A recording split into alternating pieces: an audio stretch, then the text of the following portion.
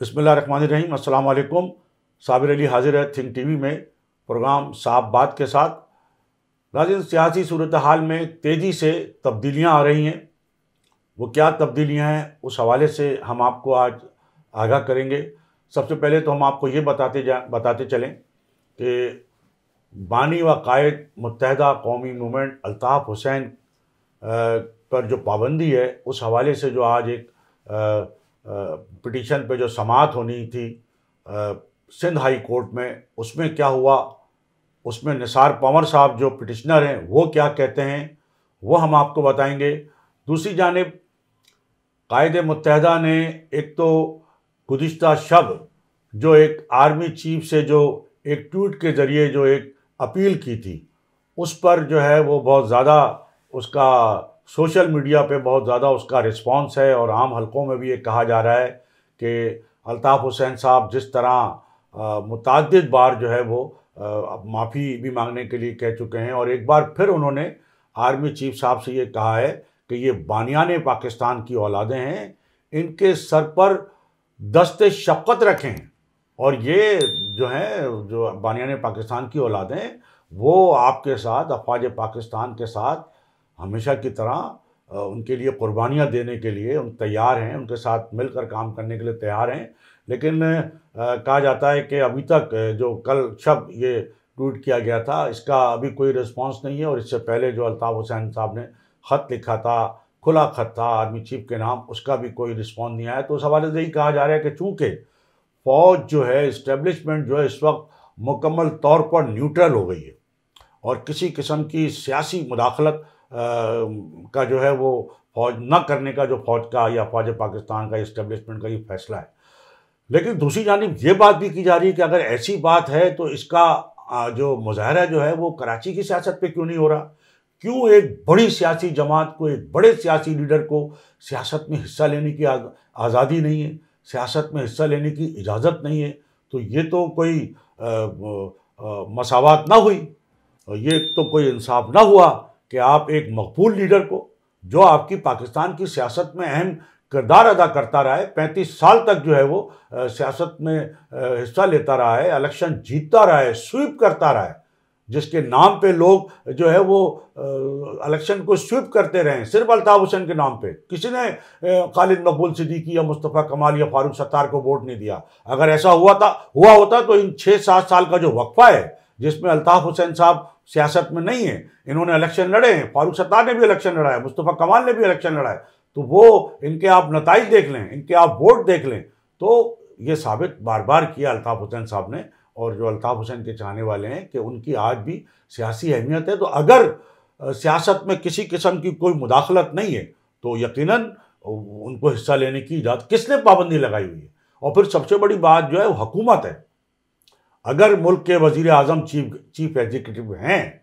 और वो समझते हैं कि जो सारे मामलात जो हैं वो उसके जो जितने भी इख्तियारात हैं मुल्क के तमाम अमूर चलाने के वो वज़ीर आज़म पाकिस्तान के पास हैं या सिंध में चीफ एग्जीक्यूटिव जो है वज़ीर आला सिंध है, तो वज़ीर आला सिंध जो पीपल्स पार्टी जमहूरियत के गुण गाती है और जमहूरियत की चैम्पियन बनती है, क्या उसको ये बात नहीं पता जो खुद पीपल्स पार्टी के साथ वहाँ जाके बेनज़ीर भुट्टो जाके 90 पे हाज़िरी देती रही हैं, एमक्यूएम से मदद तलब करती रही हैं, एमक्यूएम से मदद तलब करके अपनी हुकूमतें बनाती रही हैं। नवाज शरीफ भी, बेनज़ीर भुट्टो भी, खुद परवेज़ मुशर्रफ ने हुकूमत बनाई है एमक्यूएम की मदद हासिल करके। तो ये जो जितने जमहूरियत के चैम्पियन बनते हैं ये क्यों नहीं, आखिर कौन सी ऐसी वजह है, ऐसी कौन सी ख़ता हो गई है? सारी ख़ताएँ जो है वो माफ़ हो सकती हैं, ऐसा नहीं है कि नहीं माफ़ हो सकती। बाकी लोगों ने तो पता नहीं क्या क्या कुछ किया है, कर रहे हैं, उनकी तरफ तो कोई नहीं देख रहा। तो ये अल्ताफ़ हुसैन साहब के इस पर जो है बड़ा रिस्पांस जो है सोशल मीडिया पर भी है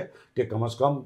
देखना चाहिए हमारे इदारों को, हमारे ज़िम्मेदार लोगों को और ख़ुद हुकूमत को, हुक्मरान जो इस वक्त हैं, कि वो आपके पुराने सियासी अलाई रहें। आज क्यों आपने उनको इस तरह बाहर फेंका हुआ और क्यों नहीं? तो ये तो नाज़रीन एक बात हो गई अल्ताफ़ हुसैन साहब के हवाले से। दूसरी मैं आपको ये भी बताऊंगा कि जो मेयर की दौड़ जो है वो कहाँ तक पहुंची और उस दौड़ में अब तक कौन आगे और आखिर होने क्या जा रहा है। तो ये मेरी आपसे गुजारिश होगी इन सारी। और आज जनरल वक्त का इजलास भी MQM पाकिस्तान बहादुराबाद का है, उसमें क्या वो फैसले करने जा रहे हैं, क्या कुछ करने जा रहे हैं, वो अभी इजलास शुरू नहीं हुआ है, तो वो भी मैं आपको जो अभी तक की इतलात हैं वो मैं आपको दूंगा। तो मेरी आपसे यही गुजारिश होगी कि आप हमारे इस प्रोग्राम को, इस वीडियो को आखिर वक्त तक ज़रूर देखिएगा, ताकि आपको जो असल सूरत हाल है उससे आगाही हासिल हो। और साथ साथ मेरी आपसे ये भी गुजारिश होगी कि आप थिंक TV HD चैनल को ज़रूर सब्सक्राइब कर लें, ताकि जो भी अपडेट है उससे आप बर वक्त आगाह हो सके। तो नाज़रीन, सबसे पहले तो हम आपको ये बताते चलें कि जो आज एक पिटीशन की समाअत होनी थी, जो निसार पंवर साहब हैं, साबिक MPA MQM के रह चुके हैं, उन्होंने ये जो सिंधी स्पीकिंग है निसार पंवर, और देखिए कि एक सिंधी स्पीकिंग MPA साबिक MPA ने ये जुर्रत की थी कि उन्होंने एक अल्ताफ़ हुसैन पर पाबंदी के हवाले से जो एक पिटीशन दायर की थी, और उस पिटीशन की सुबह समाअत होनी थी, लेकिन उनको रात गए उठा लिया गया था और 43 रोज़ तक वो गायब रहे, फिर वो आ भी गए। खैर, आज हमारी निसार पंवर साहब से भी बात हुई टेलीफोन पर कि भाई ये समाअत जो है ये क्या हुआ, क्यों आज की जो समाअत होनी थी इसका क्या हुआ। तो निसार पंवर साहब ने ये बताया कि भाई क्योंकि जो मेरे जो वकील हैं खालिद मुमताज़ एडवोकेट, उनकी तबीयत जो है वो ख़राब है, और इसलिए जो है उन्होंने कहा एक अदालत से रिक्वेस्ट की है कि वो कोई नई डेट दे दें। तो हमने ज़ाहिर एक सवाल बनता था कि भाई कहीं ऐसा तो नहीं है कि बाकायदा कोई एक जो धौंस धमकी जबर का तो सिलसिला हमारे मुल्क में तो आम बात है, तो शायद कोई बहुत ज़्यादा दबाव आ गया हो। तो निसार पंवर साहब का कहना बिल्कुल ऐसी कोई बात नहीं है। खालिद मुमताज़ एडवोकेट, उनका कहना है कि बिल्कुल डटे हुए हैं, लेकिन निसार पंवर का ये कहना है कि खालिद मुमताज़ एडवोकेट गुज़िश्ता 1-1.5 महीने से बीमार हैं, और वो अपनी दीगर जो उनकी एक्टिविटीज़ हैं मुकदमात के हवाले से उसमें भी नहीं जा पा रहे हैं, तो वो जो है वो वाक़तन बीमार है। वो ये निसार पंवर साहब का कहना है। और उनका कहना है बिल्कुल आप ऐसा ही कोई बात जहन में नहीं आनी चाहिए कि या तो मैं कोई पीछे हट रहा हूँ। खुद निसार पंवर का ये कहना है कि निसार पंवर ना तो पीछे हट रहा है, ना उसका वकील जो है वो पीछे हट रहा है, और उनका कहना है हम पे कोई दबाव नहीं है, सिर्फ तबीयत खराबी का मामला है, एक नई डेट लेंगे। और निसार पंवर साहब ने हमसे गुफ्तगू करते हुए टेलीफोन पर थिंक TV से ये कहा कि कल जो है वो मिल जाएगी डेट, वाज़ेह हो जाएगी कि क्या डेट पड़ रही है अगली जो समाअत है। तो कहने के निसार पंवर साहब का कहना है कि बिल्कुल मैं भी डटा हुआ हूँ, अपनी जगह अपने मौक़िफ़ पे कायम हूँ, और मेरे जो वकील हैं खालिद मुमताज़ एडवोकेट वो भी अपने मौक़िफ़ पर कायम है। और आपके इल्म में है कि हमने इससे पहले निसार पंवर साहब से टेलीफोन पर इंटरव्यू किया था, और उनके अज़्म और हौसले को आपने देखा था उस टेलीफोन गुफ्तगू में भी जो थिंक TV से उन्होंने बातचीत की थी। और उन्होंने कहा था कि जनाब तमाम तर उसके बावजूद जो है, और उनका कहना था कि मुझे उसके बाद कोई धमकी या कोई धौंस कोई ऐसी चीज़ नहीं आई है, और मैं बिल्कुल मुतमईन हूँ, और मैं अपना केस जो है जो मैं चाहता हूँ कि इस हवाले से मैं अदालत में जाके जो भी मेरा मौक़िफ़ है, और मेरा मौक़िफ़ यही है कि अल्ताफ़ हुसैन साहब को पर से जो पाबंदी है वो हटनी चाहिए, हर सूरत में हटनी चाहिए, और उनको जो है तकरीर की और उनकी तस्वीर की जो मीडिया पर पाबंदी है वो भी ख़त्म हो, और जो एक गैर एलानिया पाबंदी है क़ायदे मुत्तहिदा पर वो भी ख़त्म हो। तो ये तो निसार पंवर साहब ने हमसे कहा है, और इसकी डेट उनका ये कहना है कि कल जो है वो जुमेरात को या जो भी होगा वो अदालत से पता चल जाएगा, तो हम आपको बता देंगे। ये एक बात हो गई। दूसरी, हमने क़ायदे मुत्तहिदा के हवाले से आपको बताया जो उनका ताज़ा ट्वीट था, उस हवाले से वो बड़ा गर्दिश कर रहा है, लोग उसको रीट्वीट कर रहे हैं बाकायदा उसके जवाब में, उसका बड़ा अच्छा रिस्पॉन्स दे रहे हैं, और उस पर जो है अपने अपने जो कमेंट्स भी जो है वो दे रहे हैं। और ख़ुद अल्ताफ़ हुसैन ने जो एक और ताज़ा उनकी वीडियो है उसमें भी उनसे जब यही सवाल किया गया तो उन्होंने कहा भाई मैं तो, मुझसे बड़ा मुहब्बे वतन कौन होगा, बिल्कुल मैं तो मुल्क को संवारना चाहता हूँ, और मैं और मेरे लोग जो हैं वो अफ़वाज पाकिस्तान के साथ मिलकर काम करना चाहते हैं, और हम कभी ना उनका खुद अल्ताफ़ हुसैन साहब ने भरपूर अंदाज में ये बात कही है वाशगा वालबाद में कि ना वो पाकिस्तान के मुखालिफ थे, ना हो सकते हैं, और ना हैं। तो बिल्कुल वो कह रहे हैं वो पाकिस्तानी हैं। तो जनाब ये उसके हवाले से बात हो गई। अब हम बात करेंगे जो कराची में मेयरशिप की जो एक दौड़ लग गई है, एक तरफ जमात इस्लामी है और एक तरफ पीपल्स पार्टी है, और दोनों में से कोई पीछे हटने को तैयार नहीं है। लेकिन जिस तरह जमात इस्लामी ने जो एक सख्त मौका इख्तियार किया है सड़कों पे आने का, धरने देने का, तो इससे पीपल्स पार्टी यकीनन थोड़ी सी परेशान ज़रूर है। और ये कहा जाता है, और जिस तरह जो जमात इस्लामी के अमीर हैं सराजुल हक साहब, उन्होंने भी आसिफ अली जरदारी साहब से बाकायदा जो है वो रिक्वेस्ट किए कि जनाब वो मुदाखलत करें और जमात का रास्ता ना रोकें और जमात को मेयर बनाने दें। तो दबाव तो बढ़ रहा है, लेकिन जो असल सूरत हाल है वो यही है कि जितनी भी नशिस्तों पे जो अब तक नताइज आ गए हैं इलेक्शन कमीशन ऑफ पाकिस्तान के गैर हतमी और जो नताइज हैं, जो इलेक्शन पाकिस्तान ने जिसको ऑन भी किया, बल्कि अब वो सरकारी नताइज हो गए। जो इलेक्शन कमीशन ने ऐलान किया उसके मुताबिक पीपल्स पार्टी की नशिस्तें ज़्यादा हैं, जमात इस्लामी कम है। जमात इस्लामी ने दावा किया कि उसकी 2 नशिस्तें और आ गई हैं। तो बहरहाल जो सईद गनी साहब हैं, जो पीपल्स पार्टी के लोग हैं, उनका ये कहना है कि ऐसी कोई बात नहीं है, अक्सरियत हमारी है। इसके बावजूद आज वज़ीर आला सिंध ने भी जमात इस्लामी के जो कराची के अमीर हैं, जो उम्मीदवार भी हैं मेयर कराची के हाफिज़ नईमुर रहमान साहब, उनसे भी टेलीफोन पर बात की है और उनसे कहा है कोई भी जो तनाज़ा है वो आप इलेक्शन कमीशन के साथ बैठ के जो उसको हल कर लें। तो नाज़रीन, मैं आपसे ये अर्ज़ करता चलूँ कि जो चूँकि तीसरी बड़ी पार्टी जो है वो पीटीआई है, और लगता ऐसा है कि देखिए हमेशा से ये कहा जाता है कि जब भी इलेक्शन होते हैं तो उसमें सियासी इंजीनियरिंग तो होती है। ये मुमकिन नहीं है कि कभी कि किसी भी इलेक्शन में सियासी इंजीनियरिंग ना की गई हो, और वो कम होती है, ज़्यादा होती है, या अपने मकासद हासिल करने के लिए होती है। तो बल्दियाती इलेक्शन में भी यही हुआ है कि एक तरफ तो असल एमक्यूएम को हिस्सा लेने नहीं दिया गया, असल मुकाबला तो उसी से था सबका, वही एमक्यूएम थी, वही अल्ताफ़ हुसैन थे। जब वो इलेक्शन में हिस्सा लेते थे तो कराची की 12-15 जमातें एक तरफ होती थी, वो तना होते थे और वो स्विप करते थे। उनको जो है वो ज़ाहिर है कि एक जबर के ज़रिए सियासत से बाहर किया हुआ है। दूसरी जो ग्राउंड पे एमक्यूएम थी उसको भी बाहर कर दिया गया इलेक्शन से, कम अज़ कम किसी तरह भी टेक्निकल नॉकआउट करके, या वो खुद हो गए। इस हवाले से बड़ी खबरें चल रही है सोशल मीडिया पर कि जी एमक्यूएम पाकिस्तान ने बड़ी भारी कीमत जो है वो हासिल की है, बड़ी भारी कीमत वसूल की है पीपल्स पार्टी से और ये मैदान खाली रखने के लिए। तो खैर, मैदान तो खाली नहीं रखना चाहिए था, मैदान तो खाली नहीं छोड़ना चाहिए था, और बगैर किसी बहुत बड़ी वजह के। और जो उनकी वजह थी वो बिल्कुल जायज़ थी, मुनासिब थी कि नई हल्का बंदियाँ जो शहर कराची के साथ ज़्यादती की गई है हल्का बंदियों में, जो नाइंसाफ़ी की गई है हल्का बंदियों में, और बहुत सारी, और तो शहर कराची तो पूरा नाइंसाफ़ियों का पूरा जिसे कहना चाहिए कि मरकज़ है। तो लोग ये कहते हैं कि अगर जमात इस्लामी कराची के लोगों की हमदर्द है, कराची के शहरियों के लिए कुछ करना चाहती है, तो उसको एमक्यूएम पाकिस्तान के साथ खड़ा होना चाहिए था हल्का बंदियों के मामले पे, क्योंकि वो एमक्यूएम पाकिस्तान जो है वो कम से कम कराची के शहरियों की सही नुमाइंदगी और उनके सही गिने जाने का केस लड़ रही है। तो अगर आप उसको छोड़कर, उसको भूलकर सिर्फ अपना इक़्तिदार हासिल करने के लिए, और यही हाल पीटीआई कि अगर वाकई कराची के लोगों की हमदर्द है और कराची के लोगों का अगर एतमाद हासिल करना चाहती है, तो उसको भी एमक्यूएम, क्योंकि देखें पीपल्स पार्टी इस वक्त जो है वो सिंध हुकूमत है, और गुज़िश्ता 14-15 साल से वो हुकूमत सिंध में उसकी है, और ये सारा कुछ दायरे के पीपल्स पार्टी का किया धरा है। इलेक्शन कमीशन को भी जो हिदायत, जो चीज़ें होती हैं, ऐसा नहीं होता कि इलेक्शन कमीशन कोई बहुत खुद मुख्तार है, बहुत आज़ाद है। ये हमारे यहाँ तो कोई भी खुद मुख्तार और आज़ाद है ही नहीं। तो यकीनन पीपल्स पार्टी की उसमें मुदाखलत ज़रूर है, और बताया जाता है कि जिस तरह हल्का बंदियाँ की हैं, जिस तरह टाउन बनाए और जिस तरह वोटर लिस्टें वो की गई हैं, तो वो पीपल्स पार्टी ने अपने, और ये बिल्कुल सामने है कि एक यूसी 18,000 की और एक 90,000 की है। फिर एक और हम बात बताते चलें कि जमात इस्लामी ने या पीपल्स पार्टी ने या पीटीआई ने भी आखिर वोट जो हासिल किए उसका टर्नआउट क्या रहा है वोटिंग का, और कितने % उन्होंने वोट हासिल किए हैं। और मेरा ख्याल है कि वो जो एक कानून कहा जाता था जो है कौमी और सूबाई असम्बलियों के लिए, शायद 5% वोट अगर कोई ना ले सके तो उस पर जो है उसकी ज़मानत जब्त हो जाती है। और कहा जाता है कि ऐसा कानून कोई बल्दियाती इलेक्शन में नहीं है। क्यों नहीं है भाई, ये भी तो इलेक्शन है, इसमें भी ऐसा कानून कहीं ना कहीं कोई ऐसी चीज़ होनी चाहिए और होगी, जो मेरे इल्म में कम से कम नहीं है। मैंने मालूम भी किया, अभी मेरी एक साबिक वज़ीर बल्दियात से बात हो रही थी, उन्होंने कहा कि नहीं बल्दियाती इलेक्शन का मुझे नहीं पता, लेकिन कौमी और सूबाई असम्बली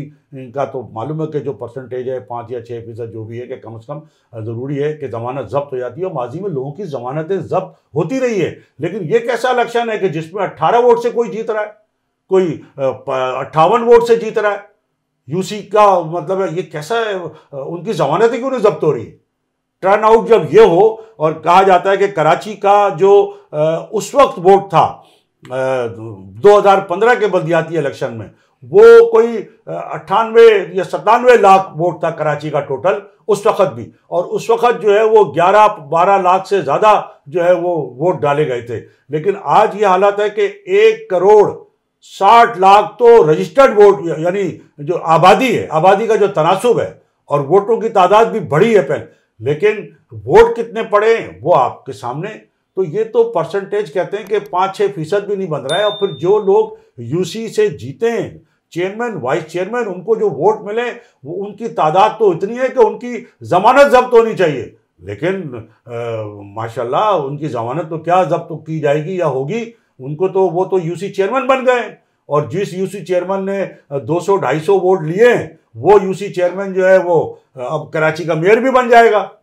तो ये एक जुल्म है कराची के लोगों के साथ कि कराची के लोगों को सही तौर पे एक तो गिना नहीं गया है, मरदमशुमारी दुरुस्त नहीं की गई। तो पहले तो इस पर लड़ाई होनी चाहिए, लेकिन इस पर कोई लड़ने को तैयार। लेकिन जब आप असल गिनती पे जब तक नहीं लड़ेंगे, जब तक सही तादाद आप नहीं होगी, तो आपको कैसे फंड मिलेंगे, कैसे इख्तियारात मिलेंगे, कैसे आप लोगों की दादरसी कर सकेंगे। आप लोगों की गिनती पर तो लड़ नहीं रहे, आप सिर्फ अपनी कुर्सी के लिए लड़ रहे हैं कि किसी तरह हमें कुर्सी मिल जाए, जैसे तैसे भी मिल जाए, चाहे जितने भी वोट हमें मिलें, चाहे जितने भी वोटर हों, चाहे जितनी भी आबादी गिनी जाए न गिनी जाए, जैसी भी हल्काबंदियां हों, बस किसी तरह हम जो है प्रोपगंडा मुहिम चलाकर जो है वोट हासिल कर लें। तो पहले तो आप जो असल लड़ाई है कराची के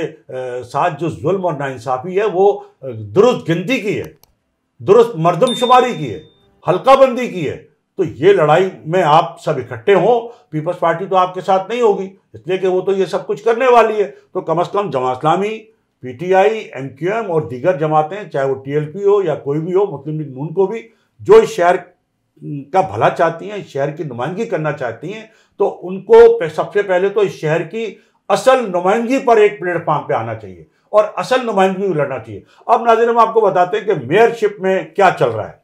मेयरशिप में अभी तक पीपल्स पार्टी और जमात इस्लामी के अंदर जो है वो दायरे के एक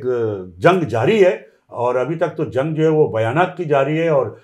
नशिस्तों की छीना झपटी की जारी है। लेकिन कहा जाता है कि जिस तरह पीटीआई को बल्कि सबको ही मैंडेट दिलाया गया है, और इस तरह दिलाया गया है कि किसी के पास भी सिंगल मेजॉरिटी ना रहे। यही हमेशा होता आया है कि कभी भी किसी को सिंगल मेजॉरिटी नहीं दिलाई जाती, 2/3 अक्सरियत नहीं दिलाई जाती, ताकि लोग काबू में रहें। तो बल्दियाती इलेक्शन में भी यही हुआ है। और पीटीआई को भी जिस तरह पहले वोट मैंडेट दिलाया गया था, 14 सीटें दिला दी गई थी, तो अब भी तो 40 नशिस्तें भी दिलाई गई हैं, ताकि वो एक ब्लैक मेलर के तौर पे, एक ब्लैक मेलिंग का जो है वो अपना किरदार अदा कर सके कि जनाब जमात इस्लामी को वो ऑफर कर रही कि आइए हम आपके साथ गैर मशरूत ताउन करेंगे। जाहिर है अगर जमात इस्लामी पीटीआई के साथ अगर मिल जाती है तो पीएस पार्टी की जरूरत ही नहीं है, और वो अपना आराम से मेयर लाएगी और डिप्टी मेयर पीटीआई का हो जाएगा। लेकिन पीपल्स पार्टी ये कभी भी नहीं चाहेगी। अगर जमात इस्लामी ने बहुत ज़्यादा दबाव बढ़ाया और बहुत ज़्यादा जिद की, तो पीपल्स पार्टी उसके आगे यकीनन हथियार डाल देगी और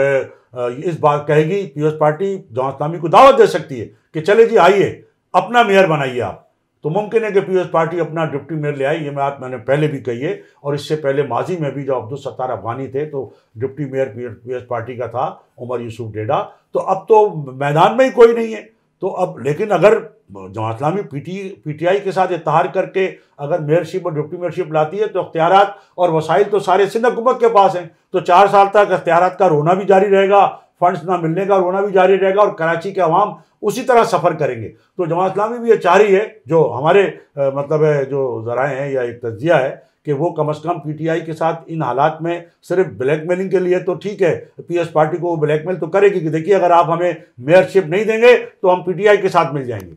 और पीपल्स पार्टी कभी भी नहीं चाहेगी कि पीटीआई के साथ जमात इस्लामी मिलके बल्दिया की जो हुकूमत है वो बनाए। तो पीपल्स पार्टी एक कदम पीछे हट सकती है और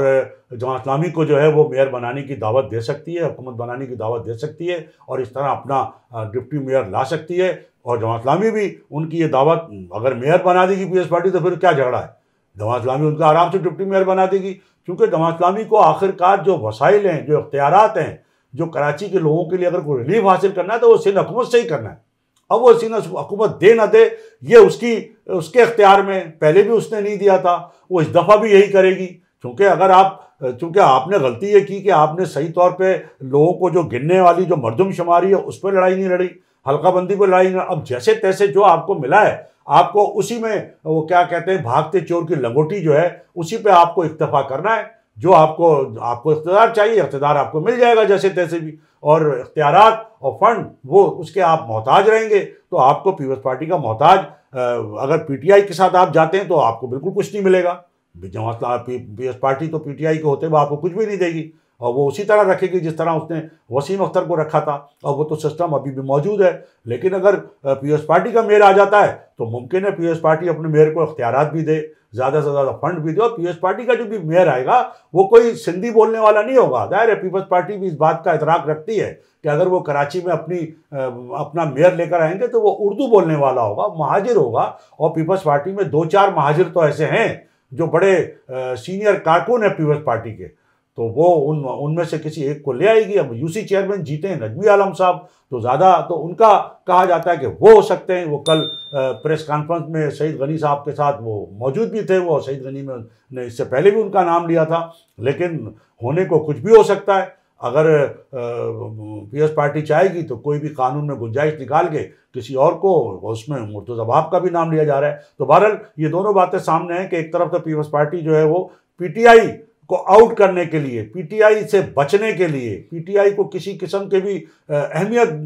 देने से बचने के लिए वो जमात इस्लामी को दावत दे सकती है कि आइए अपना मेयर लाइए और हम अपना डिप्टी मेयर एक कदम पीछे हट सकती है। लेकिन अगर पीपल्स पार्टी ने ये नहीं किया तो जाहिर जमात इस्लामी के पास ऑप्शन मौजूद है, वो पीटीआई के साथ अपना मेयर और डिप्टी मेयर लाएगी, और इस तरह जो है एक 4 साल तक फिर एक एहतजाज का सिलसिला ही रहेगा इस शहर के अंदर। जनरल वर्कर इजलास के हवाले से भी मुझे आपको ये बताना था कि अभी वो शुरू नहीं हुआ है, और इस हवाले से हमारी जो बात हुई है एक ज़िम्मेदार से, उसका ये कहना है कि एक तरफ तो ये पहला जनरल वर्कर इजलास होगा जिसमें फारूक सत्तार, मुस्तफ़ा कमाल, अनीस कायम खानी, ये जो 2 धड़े आए हैं उनके लोग, ये एक मुश्तरका इजलास है इसलिए भी रखा है। और इसमें वो एक तो वो कि तंजीमी मामलात के मामले में वर्कर्स से राय लेंगे कि भाई ये मुस्तफ़ा कमाल साहब आए, अनीस कायम खानी साहब आए हैं, फारूक सत्तार साहब आए हैं, इनको हम क्या ओहदे दें, किस तरह फिट करें, उनका एक एतमाद हासिल करने के लिए करना है। और दूसरी जानिब कराची से जो 7 सीटें कौमी असम्बली की खाली हो गई हैं, पीटीआई के जो इस्तीफ़े मंजूर किए हैं 35 अरकान कौमी असम्बली को, उसमें से 7 सीटें जो हैं वो पीटीआई की हैं, कराची से हैं। तो वो अब उस पर जो है वो एमक्यूएम की नज़र है, एमक्यूएम पाकिस्तान की नज़र है। वो एमक्यूएम जो बल्दिया के इलेक्शन हार गई है, यानी वो हारने के डर से इलेक्शन से भाग गई, वो दस्तबरदार हो गई। यूसी के जो इलेक्शन थे वो लड़ने की जुर्रत नहीं की एमक्यूएम पाकिस्तान ने, लेकिन अब वो प्लान कर रही है, मंसूबा कर रही है और सोच रही है कि जो 9 नशिस्तें जो खाली हुई हैं वो इस पर अपने उम्मीदवार लेकर आए और इलेक्शन लड़े। वैसे तो पीडीएम जो है वो तो इलेक्शन लड़ने के मूड में नहीं है, जिसका इजहार जो है मौलाना फजलुर रहमान भी कर चुके हैं। और पीपल्स पार्टी ज़ाहिर है पीडीएम का हिस्सा है तो वो भी इलेक्शन नहीं लड़ेगी। और मुस्लिम लीग नून के राना सनाउल्लाह ने भी ये कहा है कि ऐसे इलेक्शन में जाने का क्या फ़ायदा, हम कैसे लड़ेंगे कि जो 2-3 महीने की बात है। तो ये सारी चीज़ें अपनी जगह, लेकिन एमक्यूएम पाकिस्तान कहती है कि हम इलेक्शन इसलिए लड़ेंगे कि वो यूसीज़ के इलेक्शन में तो बहुत ज़्यादा मुश्किलात होती हैं, एक यूसी और एक वार्ड में जो है वो वोट हासिल करना होता है। एक मेरी जो जिम्मेदार से बात हुई उनका ये कहना है कि कौमी असम्बली का इलेक्शन लड़ना ज़्यादा आसान है, इसलिए कि वो एक कौमी असम्बली के इलेक्शन में अगर 16 यूसीज़ हैं तो अगर उनके पास 4-5 यूसी से भी अगर वोट आ गए तो वो जो है वो कौमी असम्बली के निश्चित निकाल सकते हैं। तो ये उनकी एक मंतक है, और ये कहना है कि आज के जनरलों का इजलास में इस बात पर भी गौर होगा कि कौमी असम्बली के इलेक्शन की जो सीटें खाली उसमें हिस्सा लिया जाए नहीं लिया जाए। फिर जो दस्तबरदार होने के नतीजे में जो नई बल्दियाती क़यादत आने वाली है उस पर एमक्यूएम का क्या आइंदा लाएमल होगा, उस हवाले से भी बात होगी। और जो नए लोग क्या जो पुराने ही थे और धड़ों की सूरत में थे, मुस्तफ़ा कमाल और फारूक सत्तार, वो आ गए, उनके लिए किस तरह गुंजाइश क्या पैदा की जाए, मुश्तरका तौर पर किस तरह चला जाए और आइंदा का लाएमल जो है इस अंदाज में मुरतब किया जाए कि एमक्यूएम की जो खोई हुई जो साख है, जो मुसलसल एमक्यूएम खो रही है अपनी साख, उसको किसी तरह बहाल करने की का कोई तरीका अख्तियार किया जाए। तो नाज़रीन, ये हमारी थी आज की गुफ्तगू, और इससे पहले कि मैं आपसे इजाज़त दूँ, मेरी आपसे यही गुजारिश होगी कि आप थिंक टीवी HD को ज़रूर सब्सक्राइब कर लें, ताकि कराची की सियासत पर ख़ास तौर पर और मुल्क की सियासत के हवाले से भी, और जो भी अपडेट हो, जो भी ताज़ा तरीन सूरत हाल है उससे आपको बर वक्त आगाही हासिल होती रहे। इसके साथ ही आज की इस नशिस्त से साबिर अली को इजाज़त। अल्लाह हाफ़िज़। थिंक टीवी HD को सब्सक्राइब ज़रूर कर लें और बेल आइकन का बटन दबाएं ताकि हमारी नई आने वाली वीडियोस बर वक्त आप तक पहुंच सकें।